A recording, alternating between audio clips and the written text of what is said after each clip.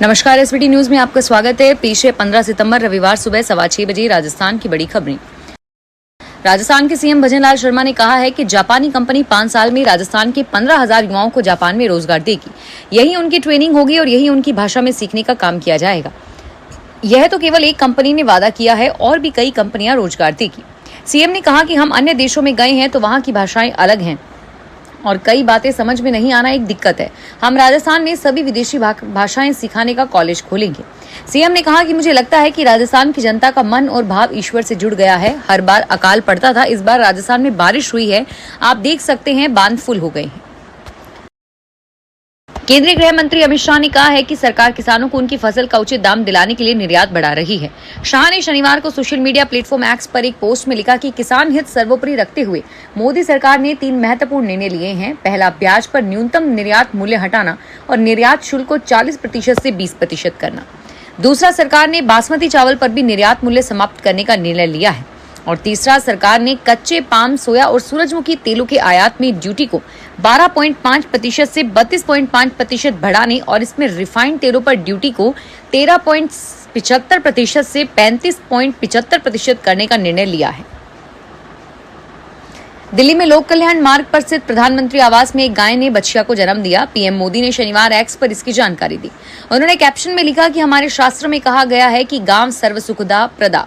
लोक कल्याण मार्ग पर प्रधानमंत्री आवास में एक नए सदस्य का आगमन है। उस बच्चिया के मस्तक पर एक ज्योति का तिलक था, जिससे मस्तक पर चिन्ह से मैंने उसका नाम दीप ज्योति रखा है। राजस्थान में शाहपुरा जिले के जहाजपुर कस्बे में जुलूस पर पथराव हो गया। इसके बाद जुलूस को रोक दिया गया। इस दौरान एक जगह पर नारेबाजी और पथराव के बाद माहौल गर्मा गया। अचानक हुई घटना से मौके पर भगदड़ मच गई और इसके बाद मौके पर बड़ी संख्या में लोगों की भीड़ इकट्ठा हो गई। लोगों ने आरोपियों को गिरफ्तार करने के बाद ही जुलूस को आगे निकालने की मांग की। कांग्रेस ने राजस्थान के पूर्व मुख्यमंत्री अशोक गहलोत और पार्टी के कोषाध्यक्ष अजय माकन और विधानसभा में नेता प्रतिपक्ष प्रताप सिंह बाजवा को हरियाणा विधानसभा चुनाव के लिए पर्यवेक्षक नियुक्त किया है। शनिवार को जारी विज्ञप्ति के अनुसार पार्टी अध्यक्ष मल्लिकार्जुन खड़गे ने श्री माकन और भाजपा को तत्काल प्रभाव से अखिल भारतीय कांग्रेस कमेटी का पर्यवेक्षक नियुक्त किया है। हनुमानगढ़ में हेल्थ डिपार्टमेंट में खाद्य सुरक्षा विभाग की जयपुर से आई टीम के साथ मिलकर संगरिया में अमानक पाए जाने वाले देसी घी की सप्लाई करने वाले 2 व्यापारियों के संस्थानों पर कार्रवाई की, जिसमें टीम ने 3 ब्रांडों का करीब 4000 लीटर देसी घी सीज किया है। खाद्य सुरक्षा विभाग के ज्वाइंट कमिश्नर डॉक्टर SN धूलपुरिया के नेतृत्व में की गई कार्रवाई में दोनों संस्थानों में काफी मात्रा में देसी घी बरामद हुआ। प्रथम दृष्टया अमानक प्रतीत होने पर घी का जयपुर से आई टीम ने सैंपल भी लिया। केंद्रीय गृह मंत्री अमित शाह ने कहा है कि देश में तकनीकी शिक्षा सहित समूची शिक्षा प्रणाली और न्यायपालिका में हिंदी की स्वीकार्यता बढ़ाने की कार्य योजना को आगे बढ़ाया जा रहा है और इसे संघर्ष के साथ नहीं बल्कि साहस के साथ आगे बढ़ाने की जरूरत है। अजमेर में कांग्रेस के युवा कार्यकर्ताओं ने शनिवार को शहर की सड़कों के गड्ढों पर पीला रंग लगाकर उस पर सरकारी विरोध स्लोगन लेकर अनूठा प्रदर्शन किया। अजमेर युवा कांग्रेस ने राजकीय महाविद्यालय से जिला कलेक्टर कार्यालय तक के सड़कों पर बरसात के कारण बन चुके गड्ढों पर पीला रंग लगाकर आमजन को सतर्क किया। राजस्थान राज्य विद्युत प्रसारण निगम लिमिटेड के चीफ इंजीनियर के मीणा ने राज्य में निगम के सभी सरकारी आवास जांच करने के आदेश जारी किए हैं। इसमें कहा गया है कि सभी जोन के अधीक्षण अभियंता उनके सर्कल के अंतर्गत आने वाले RVPN की आवासीय कॉलोनी के क्वार्टर को चेक करें। इसकी रिपोर्ट 3 दिनों में सौंपने को कहा है। RVN के सचिव आनंदीलाल वैष्णव ने 25 अगस्त को कुकस में 220 kV का दौरा किया था। इस दौरान वहां के अधिकारी से लेकर टेक्निकल हेल्पर ने सरकारी क्वार्टर्स को किराए पर दे रखा था।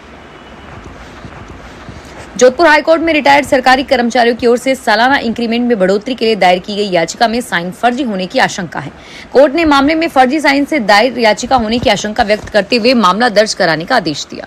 रजिस्ट्रार देवेंद्र सिंह भाटी ने बताया कि 19 अप्रैल 2024 को हाईकोर्ट में वकील सुरेंद्र सिंह चौधरी ने अन्य 101 लोगों की संयुक्त याचिका दायर की थी। इसमें जोधपुर, नागौर और जयपुर जिलों के साथ साथ उत्तर प्रदेश, हरियाणा सहित अन्य राज्य के लोग भी शामिल हैं। भरतपुर पुलिस ने संदिग्ध लोगों के खिलाफ कार्रवाई करते हुए 15 महिलाओं समेत कुल 29 लोगों को गिरफ्तार किया है। इस कार्रवाई में अटल बंद और थाना सेवर थाना महिला गश्त दल शामिल रही। कार्रवाई से आसपास के होटलों में हड़कंप मच गया। सेवर थाना अधिकारी ने बताया कि अटल बंद थाना इलाके में होटल्स में कई दिनों से अवैध गतिविधियों की शिकायत मिल रही थी और उसी के तहत कार्रवाई को अंजाम दिया। पश्चिम बंगाल की मुख्यमंत्री ममता बनर्जी शनिवार को कोलकाता में स्वास्थ्य भवन के बाहर प्रदर्शन कर रहे जूनियर डॉक्टर से खुद मिलने पहुंची। ममता ने डॉक्टर से कहा कि मेरा पद नहीं, लोगों का पद बड़ा है। मैं मुख्यमंत्री नहीं बल्कि आपकी दीदी बनकर आपसे मिलने आई हूँ। आप काम पर लौटिए, मैं दोषियों को सजा दिलवाऊंगी। मैं आपके प्रदर्शन को सलाम करती हूँ।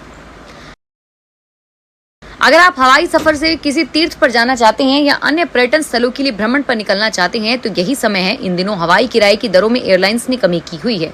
अगले 20 दिनों तक हवाई किराए की यही दरें लागू रहेगी। यूं तो विमानन कंपनियों का हवाई किराया बकेट सिस्टम के आधार पर चलता है, यानी डिमांड अधिक है तो हवाई किराए की दर अधिक रहेगी। लेकिन इन दिनों देश में श्राद्ध पक्ष शुरू होने वाले हैं तो एक पखवाड़े के लिए शुभ कार्य वर्जित रहेंगे। ऐसी स्थिति में खामियाजा विमानन सेक्टर को भी झेलना पड़ेगा। सहकारिता व नागरिक उड्डयन विभाग राज्य मंत्री गौतम कुमार ने चूरू सर्किट हाउस जनप्रतिनिधियों व आमजन से जिले की विकास व सहकारी गतिविधियों पर चर्चा की।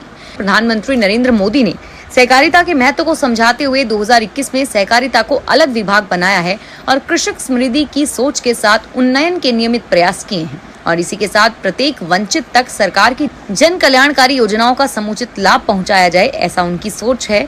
और मंत्री दत्त ने आगे कहा कि सहकारिता विभाग में 700 पदों पर भर्तियां करवाई जा रही है। जलजूजनी एकादशी पर शनिवार को जल महोत्सव का आयोजन राजस्थान में भरतपुर के सेवर में ब्रजेंद्र बिहारी मंदिर के कुंड पर किया गया। कार्यक्रम में जिला प्रभारी, जिला कलेक्टर, जिला परिषद के मुख्य कार्यकारी अधिकारी, घना निर्देशक, नगर निगम आयुक्त और स्थानीय जनप्रतिनिधियों ने भाग लिया। फिलहाल इस बुलेटिन में इतना ही और फिर हाजिर होंगे तमाम बड़ी खबरों के साथ। धन्यवाद।